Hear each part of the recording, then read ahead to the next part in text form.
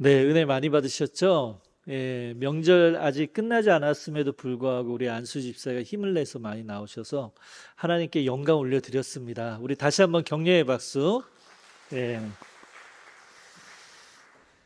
명절 이제 불과 몇 시간 안 남았죠? 예, 이 기도회와 함께 명절을 마무리하려고 나오신 우리 성도님들은 저한테는 너무나 특별하신 분들이에요. 어떻게 보면 그 신앙심이 정말 제가 이렇게 얘기해도 교만하지 않을 걸 믿고 말씀드립니다. 너무나 특별하고 존경스러운 분들입니다. 우리 좌우에 경이로운 눈빛으로 바라보며 서로 축복합시다. 대단하십니다. 하나님이 기뻐하십니다. 예, 하나님이 진실로 기뻐하실 거예요. 왜냐하면 이 시간 어떻게 보면 휴가를 반납한 것과 같죠. 하나님께 영광 돌리기 위해서 이 수요 기도에 참석하신 우리 성도님들 한 분 한 분을 진심으로 축복하고 사랑합니다. 오늘 말씀은요, 관계에 관한 말씀을 전하고자 합니다. 제목은 관계의 중요성입니다.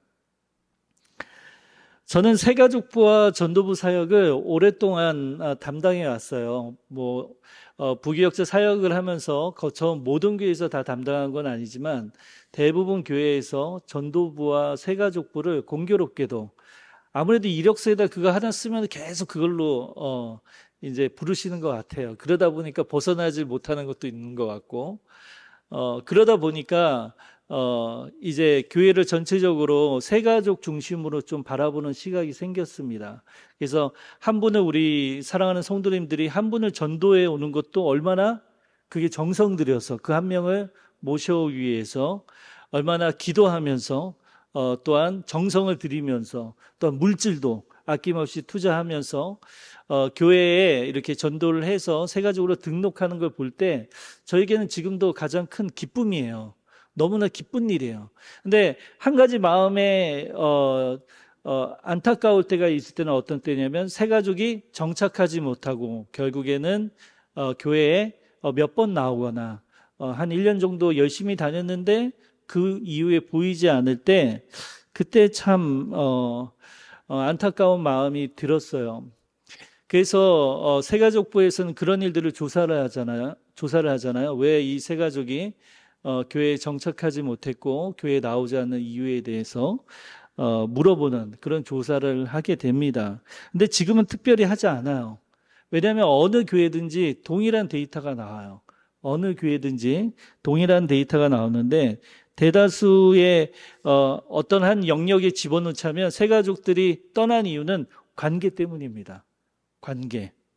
공감하시죠? 한 가지 예를 들면 이런 이유가 저는 생각이 납니다. 새가족이 예배를 드리러 자리에 앉았는데 한 권사님이 그 자리는 원래 내 자리라고 비키라고 퉁명스럽게 거기 앉으면 안 된다고 자신의 자리를 주장하신 거예요. 근데 그 새가족은 그 모습에 실망을 한 거예요. 교회에 대해서. 그래서 상처를 받은 거예요. 그리고 나서 이런 교회라면 나는 굳이 교회에 안 나와도 되겠다. 근데 너무나 안타까운 게 뭐냐면 교회가 많이 있잖아요, 사실. 그죠?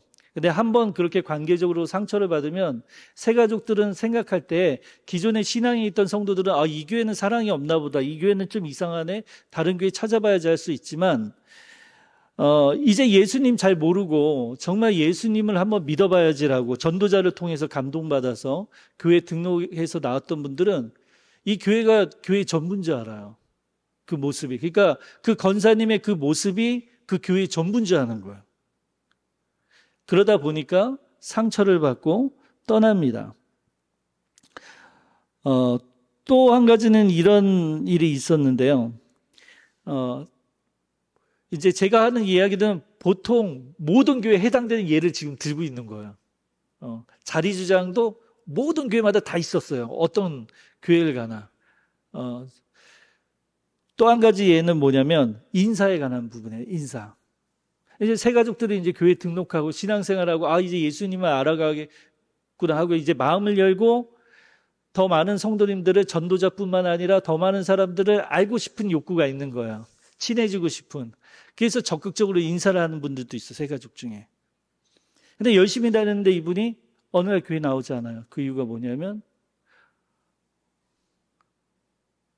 인사를 안 받아준다는 거예요. 인사를 했는데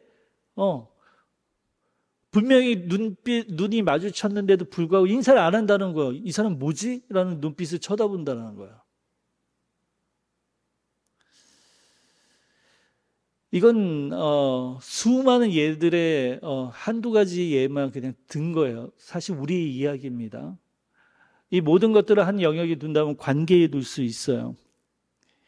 우리는 어떻게 보면 관계에 대해서 저를 비롯해서 저는 관계에 대해서 너무나 목사이기 때문에 잘 할 거라고 생각을 했지만 인정하건대 그렇지 않는 제 모습을 봅니다. 관계에 대해서 잘 모르고 관계에 대해서 서툴구나라는 걸 깨닫게 됩니다. 평상시에도 그러지만 오늘 특별히 이 말씀을 우리 성도님들에게 전하기 위해서 이 말씀을 준비하면서도 정말로 하나님의 오늘 읽은 본문 말씀 너무나 익숙한 말씀이잖아요. 하지만 이것을 성경적으로 어떻게 관계에 대해서 이것을 내 안에 중요한 가치로 두고 어떻게 신앙적으로 내 모습 속에서 나타내야 되는지에 대해서 너무나 서툴고 부족했구나를 깨닫게 되었습니다. 사도 바울은요, 로마서 14장 7절에서 이렇게 말씀하죠. 같이 읽어볼까요? 우리 중에 누구든지 자기를 위하여 사는 자가 없고 자기를 위하여 죽는 자도 없도다. 이건 그리스도인에 관한 이야기죠. 성도. 예수 그리스도를 만난 성도에 관한 부분이에요. 예수 그리스도를 만나고 나서 관계에 있어서 성도들은 성숙해진다는 거예요. 이제 예수 그리스도를 만나고 나서 삶이 어떻게 변화됩니까? 누구든지 자기만을 위하여 사는 사람이 없고 그리고 또 자기만을 위하여 죽는 사람이 없다. 다른 사람을 위하여서 사는 것이 중요한 것을 깨닫게 된 거죠. 이 말씀만 보더라도 그리스도인의 삶이 얼마나 깊이 관계로 얽혀 있는지를 보여줍니다. 후대의 어느 그리스도인, 이름 남기지 않은 그리스도인은 유명한 말을 했습니다. 누구도 고립되어 살지 못한다. 누구도 고립되어 살지 못한다. 우리 모두는 가깝게는 가족, 남편이죠. 남편, 아내, 자식, 자녀, 친인척, 친구, 동료, 우리가 섬기는 분들, 그리고 우리를 또 섬기는 너무나 위대하고 존경스러운 분들, 우리는 그런 분들과 연결되어 있습니다. 이 모든 관계는요, 그런데 중요한 게 있어요. 우리의 관심과 노력이 필요합니다. 우리의 신앙을 통하여서 우리의 관심과 노력이 필요한 거예요.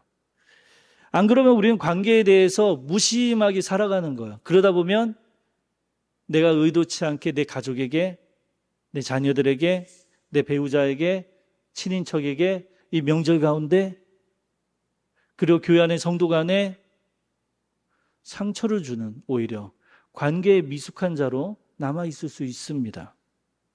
오늘 우리는 이 관계의 중요성과 그것을 어떻게 발전시킬 수 있을지 내 자신을 이 시간에 하나님께 기대하며 하나님께 결단하는 시간 되기 원해요. 그러니까 내가 있는 모습 그대로 살던 대로 살아야지 뭐 교회에서 하던 대로 내 자리니까 내 자리대로 계속 계속 앉고 다른 사람 앉으면은 앉지 못하게 하고 다른 사람이 인사해도 처음 보는 사람이면 내가 굳이 뭐 인사해.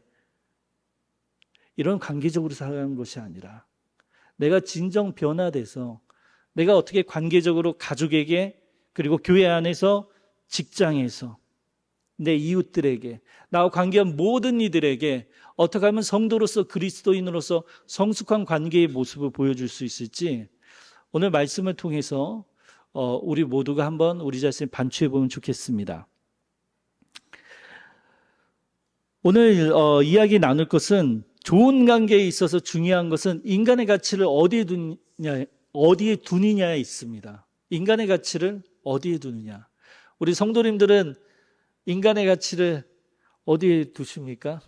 그러니까 쉽게 이야기하면 어떤 사람을 평가할 때 그 사람은 무엇을 보고 평가하십니까? 쉽게 설명하면 그거예요. 가치는. 내가 이 누구누구로 이 아무아무개를 뭐 때문에 평가해, 고평가해, 뭐 어떻게 칭찬해. 무엇을 두고 그렇게 하십니까? 좋은 관계의 성경적인 근거 첫 번째는요, 우리의 인간적 관계에 있어서 그 가치는 창조에 두어야 한다는 거예요. 창조에 두어야 한다는 겁니다.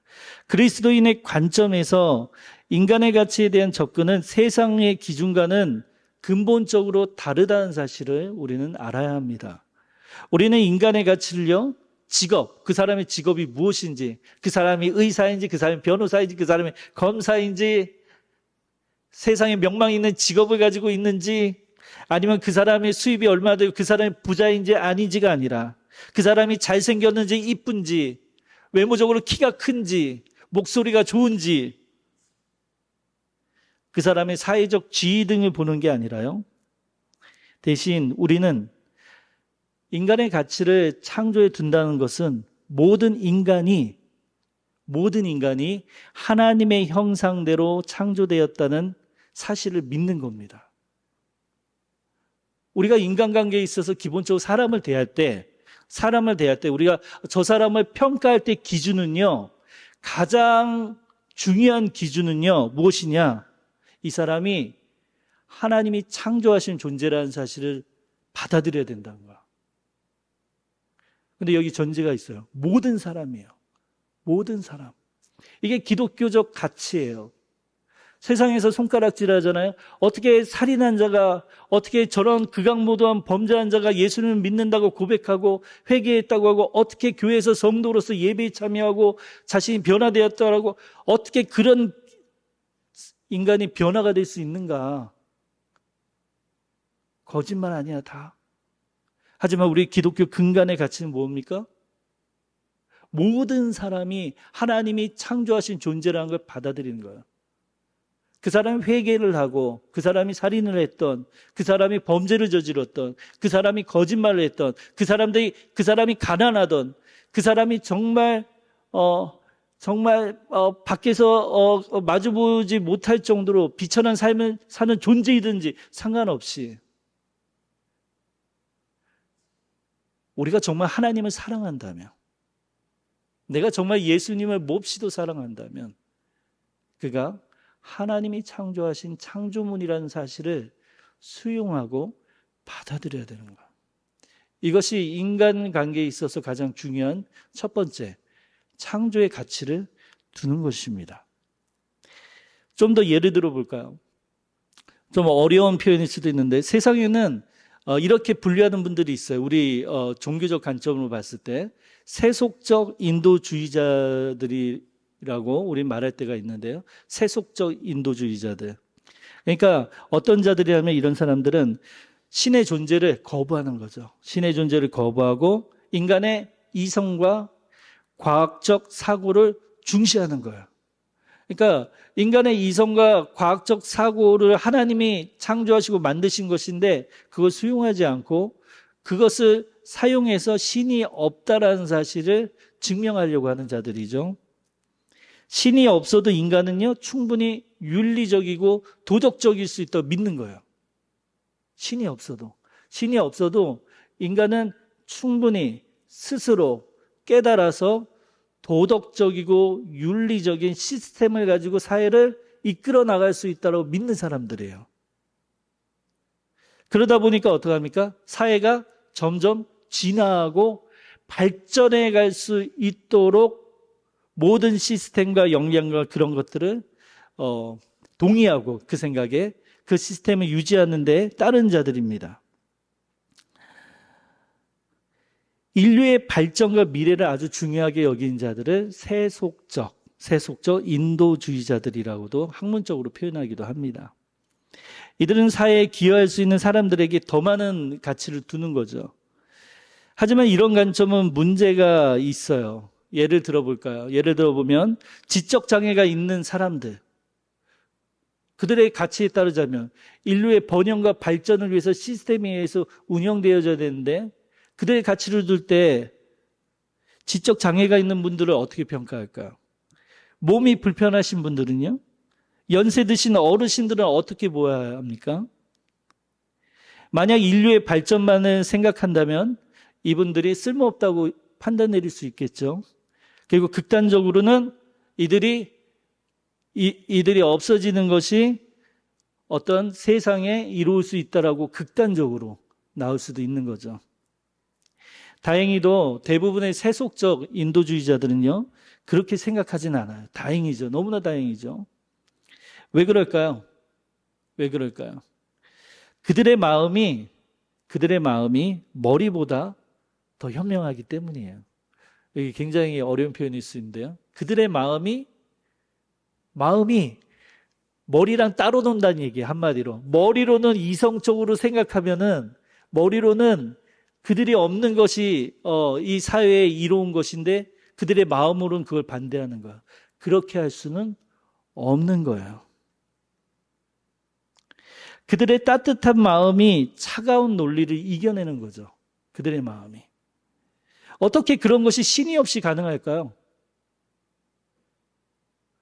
어떻게 신적 존재 없이 어떻게 인간이 어떤 그런 판단을 내릴 수 있을까요? 만약 이성에 기초한다면 하나님께서 창조하신 창조물이기 때문에 가능한 거죠. 세상의 세속적 인도주의자들도 모두 누가 창조하신 거예요? 하나님이 창조하신 거예요. 그러니까 그 마음 안에 누가 계십니까? 항상 하나님이 계신 거예요. 제가 TV를 보면서 아주 재미있는, TV가 아니죠. 유튜브거든요. 유튜브 요즘 이제 사이트가 방송같이 하잖아요. 너무 흥미로운 대담을 봤어요, 최근에. 그러니까 한 명은 연세대에서 신학을 재직 중인 교수님을 모시고, 하나는 인문학적으로 대표적인 무신론자, 지지받는 유명한 우리나라 무신론자를 또 두고, 또 한 명은 모태신앙 출신의 또 작가를 한 명 초대해서 또 한 분 여자를 초대했는데 그 여자분은 잘 기억이 안 나요. 이렇게 서로 토론을 나누게 한 거예요. 근데 제가 인상 깊었던 게 있어요. 많은 사람들에게, 젊은 사람들에게 특히 인기를 끄는 그 무신론을 가지고 있는 그분이 한 얘기예요. 그분이 이제 신학 교수님하고 대담을 솔직히 대담하는 거예요, 서로. 저는 이제 인생에서 근데 그 생각을 부정할 수가 없습니다. 그러면 어떤 생각이요? 그랬더니 하나님이 신이 있다라는 사실이 계속 내 마음에 침투한 것을 막을 수는 없습니다. 그 말을 하더라고요. 그러면서 자신은 적극적 무신론자라는 이런 논조를 펴더라고요. 적극적 무신론자. 그 말은 뭐냐면 내가 무신론인 것을 평생 증명해 가면서 산다는 거예요. 어떤 신적인 계시와 어떤 신적인 마음이 내 마음에 자꾸 슬며시 들어갈 때마다 그것을 적극적으로 자신의 이성과 과학적 근거를 두고 그걸 밀어낸다는 거예요.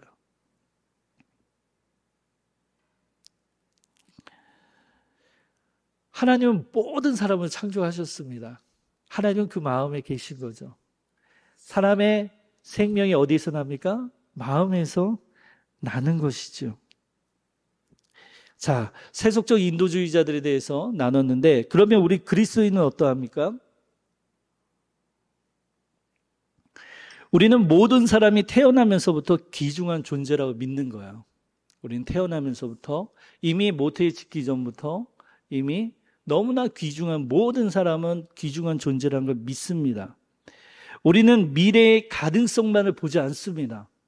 미래의 가능성, 사람의 가치를, 이 사람이 사회에 앞으로 어떤 일을 기여할 수 있고 무슨 일을 하기 때문에 그 사람의 가치를 부여하지 않습니다. 현재의 모습 그대로를 소중히 여기는 거예요. 현재의 모습 그대로를, 그 사람의 창조된 모습 그대로를 하나님이 만드신 아름다운 창조물로 여기고 수용하고 받아들이는 겁니다. 모든 이가 하나님의 형상대로 지음받았기를 믿기 때문이죠. 제가 예전에 교회에 있었을 때 큰일이 하나 일어났습니다.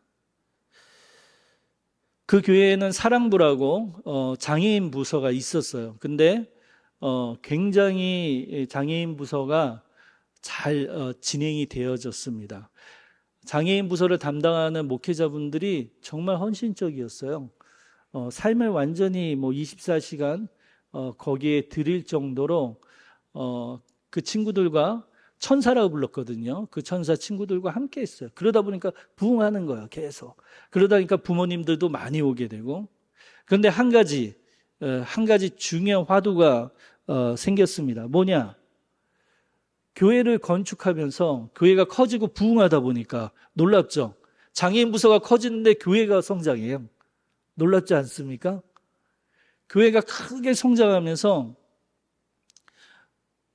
이제는 교회 1층과 2층과 3층 이제 위치를 정하잖아요. 어떤 부서가 들어가고 뭐가 들어가고. 그런데 담임 목사님이 탁 선포를 하신 거예요. 1층은 무조건 사랑부가 들어간다. 장애인 부서가 들어간다. 1층에. 그랬더니 다 들고 일어선 거야. 아니 1층은 교회의 얼굴인데 그런 친구들이 1층에서부터 카페에서부터 있으면 교회에 누가 와서 등록하겠냐고. 교회는 민주주의가 아닙니다. 교회는 민주주의가 아니에요. 민주주의로 했으면 어떻게 했을까요? 장애인 부서는 1층에 갈 수 없었을 거예요. 장애인 부서는 다른 층에 갔었을 거예요. 하지만 담임 목사님이 끝까지 함께 계속 설득하는 과정을 갖고 계속 한 명도 반대하지 않을 때까지 대화를 나누면서 계속 왜 이게 중요한지에 대해서 목회적으로 설명하면서 1층에 들어간 거야. 그리고 놀라운 일이 생긴 거야. 1층도 생기면서 교회도 생기면서 카페가 생기잖아요. 1층에 카페를 또 그 장애인 부서에 사랑부에 맡긴 거예요. 그 친구들이 운영하게끔. 잘 될까요? 안 될까요? 너무 잘 돼요. 너무 잘하는 거예요. 그리고 그들의 그 친구들의 미숙한 모습을 보고도 다 이해하는 거예요. 오히려 교회에 외부인 분들이 오고서 마음이 열리는 거예요. 이런 교회라면. 모든 사람은 정말 하나님 창조적 가치에 두고 하나님의 귀한 창조물로 세속적 인도주의자들 같이 속마음은 그렇지 않은데 그런 행동을 하는 게 아니라 진실로 하나님의 창조한 귀한 생명체로서 동등한 존재로 수용하고 받아들이는 모습을 볼 때 그들의 마음이 열린 거예요. 그리고 해마다 그들이 공연까지도 하게 됐고 그들의 카페에 봉사한 것마다 선교 헌금이 또한 하나님께 드려지게 됐습니다. 자, 두 번째. 우리는 이 인간의 가치를 어디에 둘까? 첫 번째는 창조에 둔다고 그랬잖아요. 두 번째, 우리는 구속에 둡니다. 구속이 뭘까요? 자꾸 아재 개그하면 안 되는데 경찰에 구속되는 게 아니라 구속은 예수님께서 우리를 위해서 그 생명의 값을 치르셨다는 거죠. 그게 구속입니다. 예수님이 우리를 위해서 피를 흘리셨다, 희생하셨다. 그것이 바로 구속입니다. 사도행전 20장 28절의 말씀 같이 읽을까요? 시작. 여러분은 자기를 위하여 또는 온 양떼를 위하여 삼가라. 성령이 그들 가운데 여러분을 감독자로 삼고 하나님이 자기 피로 사신 교회를 보살피게 하셨느냐. 말씀을 띄어놔 주세요. 이 말씀이 너무나 놀라워요. 삼위일체 하나님이 다 나타나요. 이 말씀 가운데. 사도행전 20장 28절의 말씀에. 하나님 아버지는 어떤 분이라고 합니까? 교회를 소유하신 분이에요. 그러므로 교회는 누구입니까? 성도잖아요. 그러면 우리는 누구의 소유예요? 하나님의 소유라는 거예요. 우리는 딱 찍혀 있어요. 주인이 누구? 하나님이라고 이렇게 새겨져 있는 거예요. 두 번째, 예수 그리스도는 이 말씀에 어떻게 나타나죠? 자기 피로. 예수 그리스도께서 자신의 피로 교회를 사셨다는 거예요. 우리를 위해 목숨을 바치셨다는 거죠. 세 번째, 성령님은 어떻게 나타나요? 성령님께서 목회자들을 특별히 세워서 교회를 돌보게 하셨다는 거예요. 성령님께서 우리를 인도하고 보호하신다는 겁니다. 사랑하는 성도 여러분, 생각해 볼까요? 하나님께서 이토록 우리를 위해 힘쓰시고 계신다면 우리가 얼마나 소중한 존재일까요? 우리는 하나님께서 우리를 소유하실 만큼 가치 있는 존재요, 예수님의 피로 살 만큼 귀중한 존재임에 틀림없습니다. 말씀이 증명하잖아요. 또한 성령님께서 직접 돌보실 만큼 중요한 존재입니다. 우리는 이제 인간의 이런 성경적 귀중한 가치인 창조와 구속의 근거를 두고 관계에 대해서 더 깊이 들여다볼 수가 있어요. 이제 이 가치를 두었을 때, 오늘 우리가 읽을 때 로마서 3장 23절의 말씀을 읽었잖아요. 그런 말씀들이 이해가 되기 시작하는 거예요. 좋은 관계를 위한 정말 성경은 혁명적인 이런 원리들을 우리에게 가르쳐주고 있는 거예요. 골로새서 3장 17절 말씀, 또 무엇을 하든지 말에나 일에나 다 주 예수의 이름으로 하고 그를 힘입어 하나님 아버지께 감사하라. 주의 이름으로 행하라는 거예요. 어떤 존재에게? 창조와 구속으로 하나님이 창조하신 그 귀한 존재들에게. 이걸 몰랐을 때는 내가 왜 그들에게 이렇게 해야 되지? 그것이 납득 안 갈 수가 있어요. 하지만 하나님의 귀한 창조와 구속의 원리에 의해서 하나님이 세운 모든 인류란 사실을 알았을 때 우리는 이 말씀을 존중하게 돼요. 수용하게 돼요. 받아들이게 돼요. 이 말씀은 우리가 모든 관계에서 예수 그리스도의 대리인으로 행동해야 함을 가르쳐주고 있는 거예요. 모든 관계에 있어서 무엇으로요? 그리스도의 대리인으로. 미국의 찰스 셀던 목사님이 계셨는데요. 자신의 교인들에게 실제적인 기독교 생활 방식을 훈련시키고 싶으셨어요. 그래서 시리즈 설교를 하셨습니다. 그것을 1897년에, 저는 고전책을 좋아하거든요. 1897년에 책으로 출판하였고 많은 그리스도인들에게 관계에 있어서 생활 양식에 선한 영향력을 미쳤어요. 근데 그 책의 제목이 그 책의 내용이에요. 제목이 뭐냐? 예수님이라면 어떻게 하실까? 예수님이라면 어떻게 하실까? 내가 모든 관계에서 그리스도인의 대리인으로 행동해야 한다는 것은 항상 모든 관계에 있어서 모든 존재를 마주할 때 이런 질문을 하는 거예요. 예수님이라면 어떻게 행동을 하실까? 어떻게 말씀하실까? 어떻게 이 사람에게 다가가실까? 어떻게 이 사람을 존귀히 여기실까?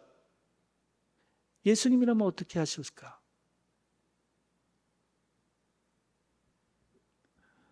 믿거나 말거나 진짜인데요. 저는 이걸 적용하기 시작했어요. 어디에? 부부 싸움에서부터. 내 아내가 왜 이러실까? 내 아내가 왜 이런 말을 할까? 내가 이때 화를 내야 될까? 내가 이때 나의 무고함을 증명해야 될까? 그런데 놀랍게도요, 이런 관계와 이런 존재적 가치에 대해서 마음에 새겨놓고 주님께 의지할 때 제 화가 확 내려가더라고요. 그리고 제 잘못이 보이더라고요. 아내가 사랑스럽게 보이는 거야. 예수님이라면 이 성도를 대할 때 어떻게 말씀하시고 행동하실까? 좋은 관계를 위해서 주의 이름으로 행하는 것, 그리고 두 번째, 주께 하듯 행하는 것이 중요합니다. 골로새서 3장 23절의 말씀, 무슨 일을 하든지 마음을 다하여 주께 하듯 하고 사람에게 하듯 하지 말라.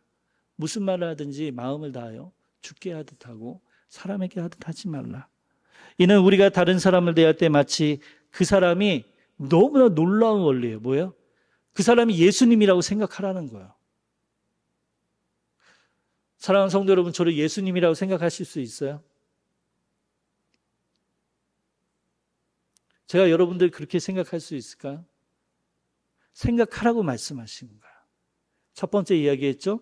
첫 번째는 주의 이름으로, 주의 대리인으로 예수님은 어떻게 하셨을까? 그렇게 살고, 두 번째는 주께 행하듯 그 사람이 예수님인 것처럼 대해야 한다는 것을 말씀하고 있어요. 안 그러면 우리는 상대방을 무시할 수 있어요.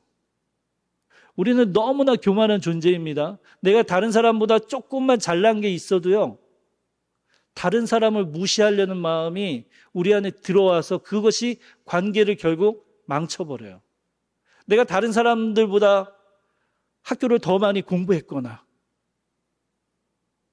아니면 내가 다른 사람들보다 가진 게 더 많이 있거나, 아니면 내가 다른 사람보다 사회적 지위가 더 명망이 높거나 할 때, 오히려 그 마음을 가졌을 때 관계를 망칠 수 있어요.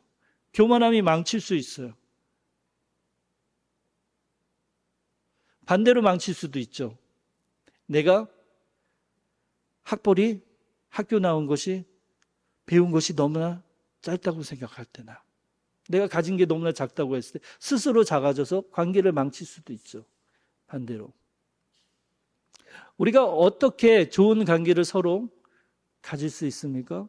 하나님의 창조적 구속적 원리로 귀한 존재로 서로 어떻게 동등하게 관계를 맺으며 살아갈 수 있습니까? 그 사람이 예수님인 것처럼 생각하고 대해야 함을 잊지 말아야 합니다. 그때 그를 존귀 여길 수 있는 거예요. 가족관계에 있어서 배우자를 대할 때 예수님을 대하듯 존중하고 사랑해야 합니다. 자녀들을 대할 때 어린 예수님을 돌보는 것처럼 정성스럽게 그 자녀들을 대해야 합니다. 직장관계에서 동료를 대할 때 예수님과 함께 일하는 것처럼 성실하고 정직하게 그 앞에 행동해야 합니다. 상사나 부하 직원을 대할 때 예수님께 보고하나 지시를 내리는 것처럼 행동해야 합니다. 이웃관계에 있어서 옆집 사람을 만날 때 예수님이 옆집에 사시는 것처럼 친절하고 배려하는 마음을 가져야 합니다. 이렇게 모든 관계에서 예수님을 대하듯 행동한다면 우리의 삶은 어떻게 변할까요? 모든 사람 안에 있는 하나님의 형상을 발견하게 될 거예요. 그리고 누구에게 영광을 돌려요? 하나님께 영광을 돌리게 될 거예요. 그리고 우리는 쉽게 화내거나 판단하지 않고 예수님의 인내를 본받게 될 것입니다. 그리고 무엇보다 중요한 게 있어요. 우리는 이걸 통해서 얻을 수 있는 게 있어요. 대학 가면은 항상 배우는 교양 중에 필수 교양 중에 하나가 있어요. 그게 뭐냐면 인간관계죠. 인간관계론. 인간관계론을 많이 배웁니다. 수많은 책들이 출판사 가면은 서점 가면 얼마나 많이 있습니까? 거기서 인간관계에 대해서 이야기하고 있는 것은 무엇을 가르칩니까? 기술을 가르치는 거예요. 어떻게 하면 인간관계에 있어서 내가 이 땅에서의 삶을 유용하게 살 것인가예요. 나쁜 건 아니죠. 그죠? 그런데 접근이 달라요. 예수님이 말씀하신 인간관계와 세상이 말하는 인간관계의 접근은 다른 거예요. 세상은 삶을 살면서 유용하게 쓸 수 있는 지식과 그것을 주는 것에 있지만 하나님께서 우리에게 주신 인간의 관계는 거기에 있는 게 아닙니다. 어디에 있을까요? 사랑에 있는 거예요. 사랑에 있는 거예요. 요한복음에 그 하나님의 사랑이 가장 크게 나타나 있습니다. 요한복음에 가장 많이 할애하는 부분이 있죠.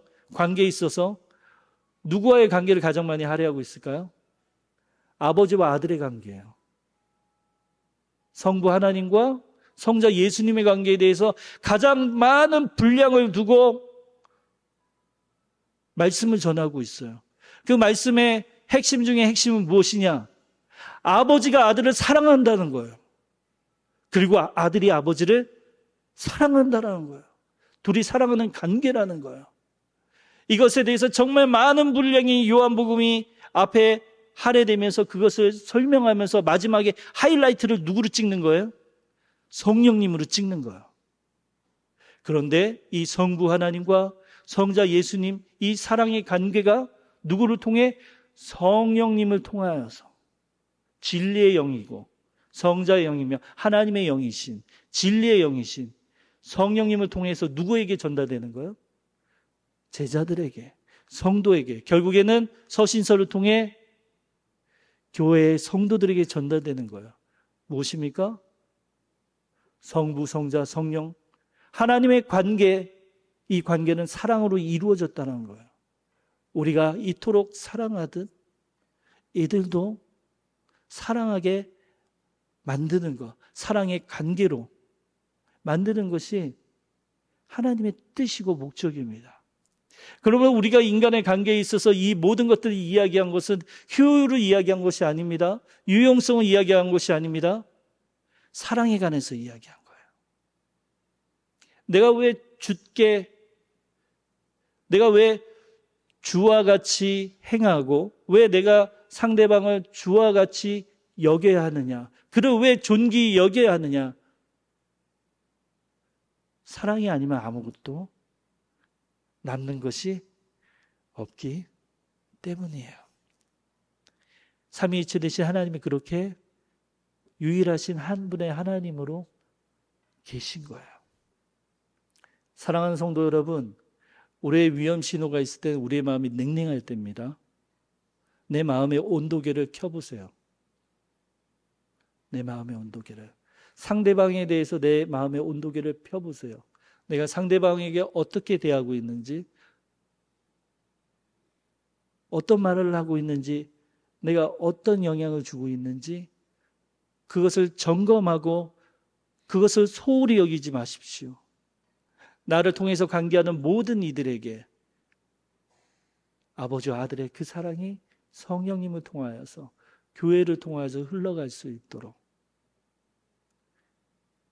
마치 내가 그리스도가 보내신 것 같이 그가 그리스도인 것 같이 행동하고 또한 믿음으로 상대방을 바라보는 우리 모든 성도님들이 되시기를 축복합니다. 기도하겠습니다. 사랑이 많으신 하나님 아버지, 오늘 관계에 대한 말씀을 전하였습니다. 삼위일체 되신 하나님이 사랑으로 하나 되셨듯이 하나님이 창조하신 귀한 모든 이들을 귀하게 여기고 존귀하게 여기고 주를 대하듯 아버지 그를 섬기며 사랑할 수 있는 삶을 저희들로 살 수 있도록 저희들을 이끌어 주옵소서. 이 모든 말씀 예수 그리스도의 이름으로 기도합니다. 아멘.